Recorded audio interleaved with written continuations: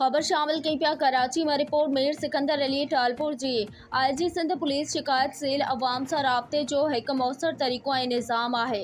IG Sindh Ghulam Nabi Memon digital system जी जल्द चालू थियण सां अवामी शिकायतूं वसूल करे सघजनि थियूं ऐं बग़ैर देर जे हल थी सघनि थियूं। IG सिंध IGP शिकायती सेल के डिजिटलाइज़ करण बाबत इजलास थियो। सेंट्रल पुलिस ऑफिस कराची में थियल इजलास में DIG ITAI जैस कंप्लेंट सेल ऐं ऑपरेशंस शिरकत कई।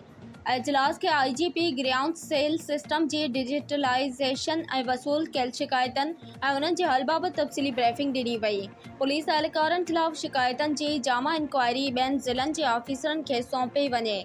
IG सिंध गुलाम नबी मेमन शिकायतन जी रवायती दस्तावेज़ निज़ाम में देर ऐं ॿियूं पेचीदगियूं पैदा थियनि थियूं। IG सिंध शिकायतूं ॻोल्हण, प्रोसेसिंग ऐं स्टोर करण ॾुखियो ऐं वक़्त वठंदड़ अमल आहे।